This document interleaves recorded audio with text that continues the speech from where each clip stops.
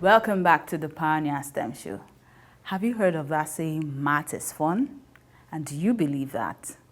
Well, the next presentation is from students of Temple Secondary School. They're going to be showcasing something fun with Pythagoras theorem and algebra. So stay tuned and enjoy this session. My name is Musa Ahmed. And my name is Enyolu Animi Oladipo. So the project we have in front of us right here is called the Pythagoras theorem working model. We use different materials like cardboard, styrofoam, rubber bands, glue and tape to make this.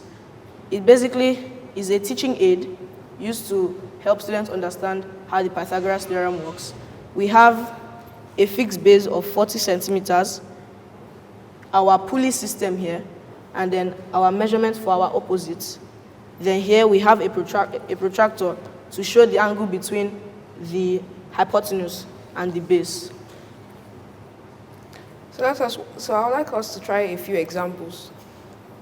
So let's set the opposite length to 9 centimeters.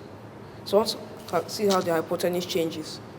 So since the base is fixed at 40 centimeters, the formula is a square, which is the hypotenuse squared, is equal to the square of the base added to the square of the opposites.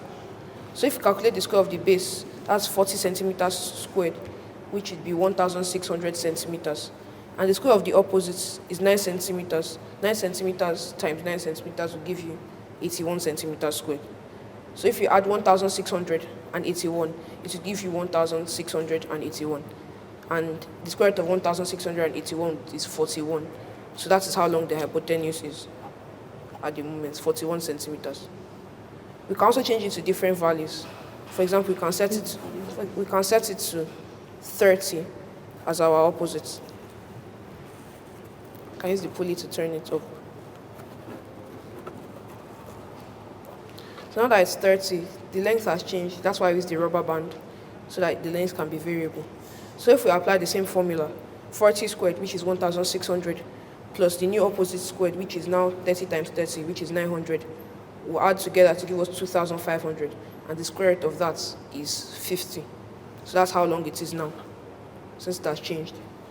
So this demonstration has showed us how our working model can be used to explain Pythagoras theorem in a teaching environment, and it's easy to use. And it also shows us the angle here. Like now it's currently 40 degrees. My name is Tisan Alao, and with me here is Kikachuku Oshego. So today we'll be presenting the dice run.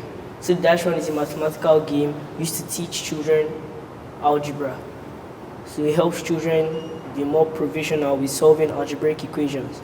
And as you know, as the world is going on, children are getting more interested in playing games than in their education. So taking that into consideration, with the help of our teacher, we designed the dice run. So my colleague here, Kikachuku, will explain how to play the game. So basically, this game was designed after the popular game Monopoly. You have a dice and a thing to represent, let's say, your character. You roll the dice to get a number. Then that number determines the number of spaces you move upwards. And it also is the number that you use to implement into the D. So I roll a 3 and I move 3 spaces upward. That will be 8 minus 3 raised power 2, which is same thing as square. That will be 8 minus 9, which is equal to minus 1. So the game is played by answering different questions correctly or wrong. You'll be given different penalties, whether to move backwards or others if the question is answered wrongly. You continue moving forward in spaces until you reach a loop, until you have made a loop around the board, which determines the winner. So the winner of the game is determined with the person with the most points, and points are gotten by the number of questions you get correctly. So thank you. Beautiful presentation from the students. STEM education is actually a combination of 2 or more alphabets in the acronym STEM to deepen a child's understanding in a particular subject area. And that is what the students of Temple Secondary School has just exhibited. Kudos to them and their teachers. Up next, we have various science experiments, cations and ions and anions from students of International School, University of Lagos. My name is Oham Samuel Uchenna from International School, University of Lagos. As was said earlier, my school will be giving some presentations on anions and cations. As for me, I'll conduct a very simple test on the anion sulfite, that is SO32-. You may be wondering what an anion is. Well, an anion is simply a negatively charged particle of an ion. What is an ion? An ion is just simply a charged particle of an atom. So now I will pass that. I'll get straight to my test. I'll start by getting some of my sample salts. Yes, put that in my boiling tube. Okay.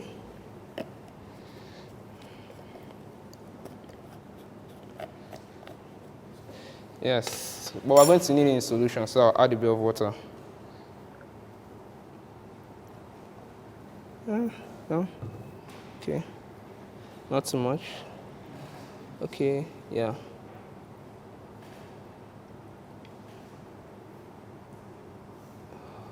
Yeah. Okay, first, I'm going to be adding some barium chloride. Okay.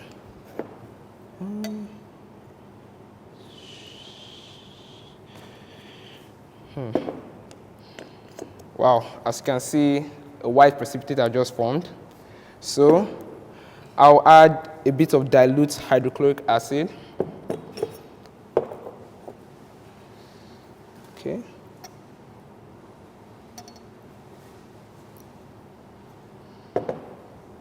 Okay, now after adding a bit of dilute hydrochloric acid, my white precipitate has just dissolved. So with that, we can deduce that sulfate, that is SO32-, is present. So now, as a confirmatory test, I'll get a bit of my sample salt again.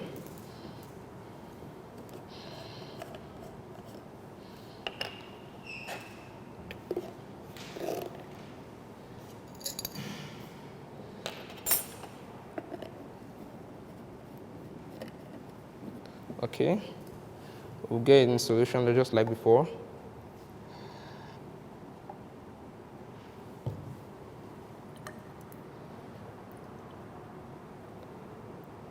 Yes, so now I'm going to add a bit of acidified KMnO4. This will help us to know if truly this is sulfite ion, that is SO32-. So just add a few drops. Let's see, just a few. Okay, let's add a bit more. Wow. So we're saying that the purple KMnO4 is decolorized in this salt solution. So now we can be sure that this is sulfite ion.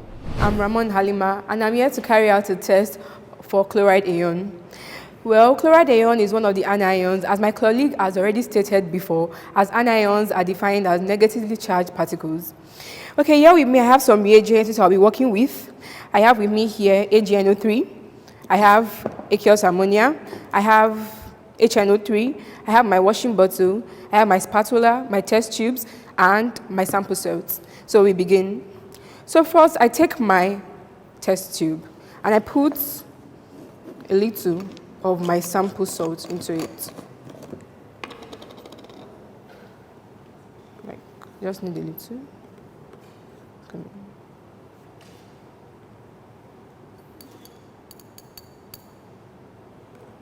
Yeah, okay. Then I had 1 cm cube of water.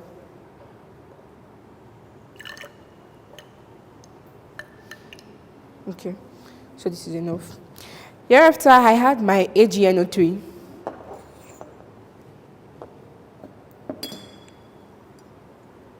I'll have to add just a drop.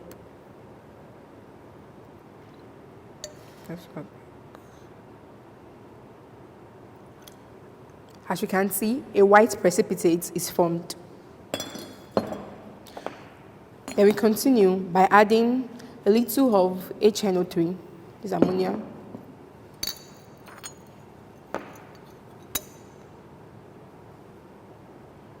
The white precipitate, which was formed by adding HNO3, still remains while adding HNO3. Then I add my ammonia solution. This is going to test for it whether it's actually a chloride ion or not. I'll make sure I add it in excess. As you can see, no precipitate is formed. The salts and everything else actually dissolved in the solution. And yes, this is a chloride ion. My name is Utepu Favor, and I'm here to just carry out a simple experiment on sulfate ions. And today I'll be talking about anions, and I'll just be carrying out a very small demonstration. So here with me, I would like to identify my materials. I'm my spatula, my test tube rack, my boiling tube, my test tube. And here also with me I have my sodium sulfate. I have with me also barium chloride and dilute hydrochloric acid, and then the last is water. So what are we actually testing for? We are testing for SO4 anion. And so before I begin, I'll get my boiling tube, then take a little of my sodium sulfate. So what we're trying to do is to get a solution. And how do we get a solution? We add a little water, 1 centimeter cube to be precise. So here I have my 1 centimeter cube. So next, what we are watching out for is a precipitate. And so what we're going to do is to add little of our barium chloride. And please watch out for the precipitate. Can we observe the precipitate? So here is the precipitate after adding my barium chloride. So to show that SO4 is present, we would add dilute hydrochloric acid to confirm. So I add my dilute hydrochloric acid. And what do we notice? We notice that the precipitate is insoluble. That is to say, the precipitate doesn't dissolve. So in conclusion, we can confirm that SO4 is present, and is a very simple experiment. The gas is a colorless gas. Yeah, thank you very much. Hello everyone. So today I'm going to be testing for cations, and you might be wondering what cations are. Cations are ions that are positively charged. The cation I'm going to be testing for today is Fe2+, and I'm also going to do a confirmatory test for Fe3+. Let's start. So we take our sample solution.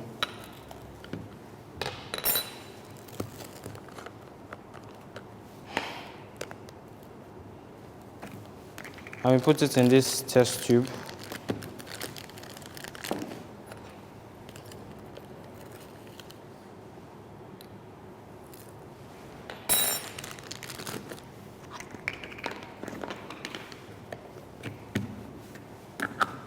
Then we add 1 centimeter cube of water.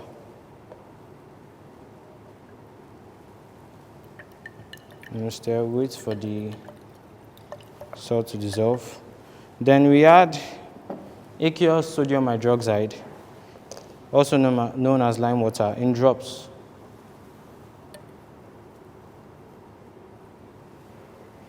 As we can see, we see a dirty green gelatinous precipitate formed. And what's cool about this is, if we leave this for a while, the green color of this will turn to brown. This is due to the oxidation of Fe2+ to form Fe3+. Now we add aqueous sodium hydroxide again, now in excess. And we see that the precipitate doesn't dissolve. And from this, we can conclude that Fe2+ is present. We do the same test again but this time we use aqueous ammonia as our reagents.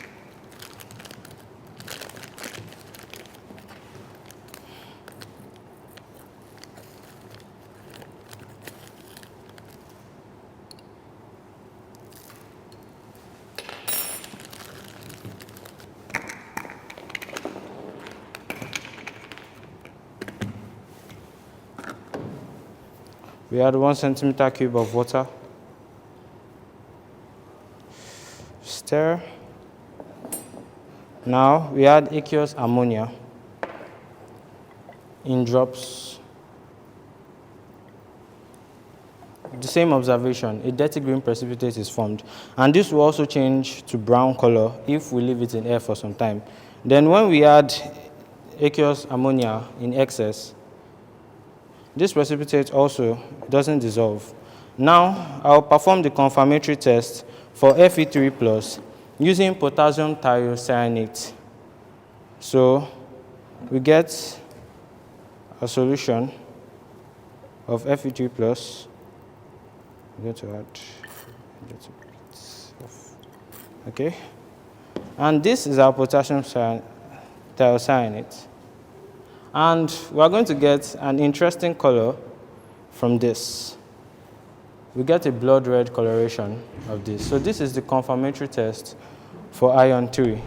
Hello everyone, my name is Karim Inala and here with me is Shuaib Samiat. We are here to demonstrate, to give you a simple test on how to confirm for Cu2+. So we shall begin. First of all, we have our solid sample here. So we are going to try to make it into a solution. So taking a little bit of our solid sample, just a little bit. Then we are going to try to turn it into a solution by adding just 1 centimeter cube of water.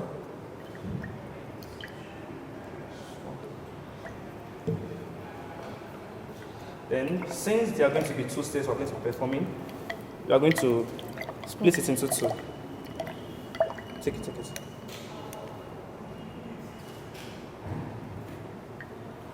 is for you.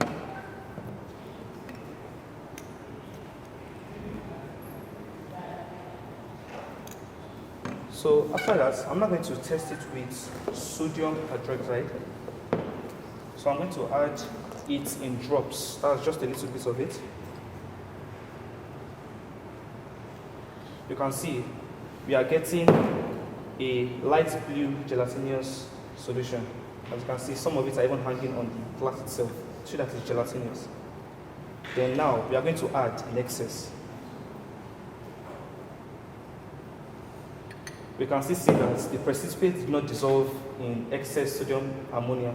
Therefore, I can say that Cu2+ is present. This is a test for Cu2+ using aqueous ammonia. I have my unknown solution here. I'm just going to add aqueous ammonia in drops.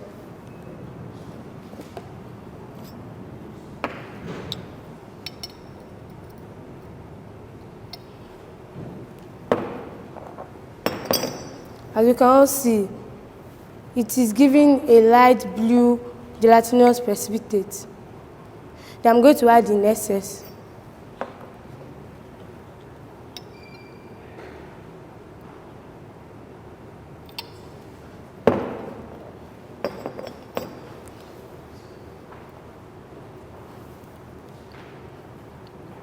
The precipitate dissolves to give a deep blue solution. This is the confirmatory test for Cu2+. Thank you. My name is Akere Toluwalashe Jure, and this is a test for Pb2+. So this is the unknown salts where I'm going to test whether Pb2+ is present or not. I'm going to take a little and put it inside my boiling tube. I'm going to dilute it with approximately 1 cm cube of water.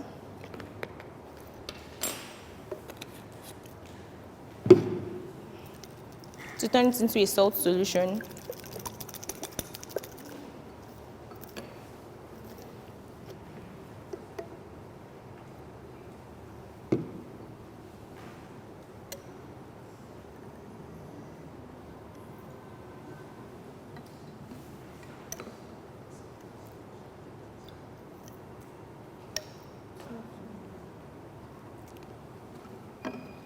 So this is my unknown salt solution. I'm going to add sodium hydroxide, which is NaOH, in drops to the solution.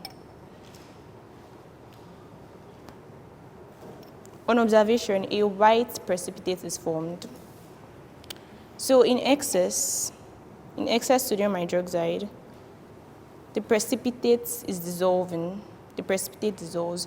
So this shows the presence of either Al3+, Pb2+, or Zn2+.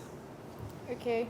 Good day, everyone. My name is Akimbode Finfolo Deborah, and I'll be taking my sample solution and adding aqueous ammonia in drops and in excess. So just watch out for the precipitate formed. You can see this is a white precipitate formed in drops. Then in excess, as you can see, the precipitate does not dissolve. That is, it remains in the test tube. There is an ion of either Pb2+ or Al3+ present. So to distinguish between the two ions, we are going to do a test of potassium iodide, which is Ki.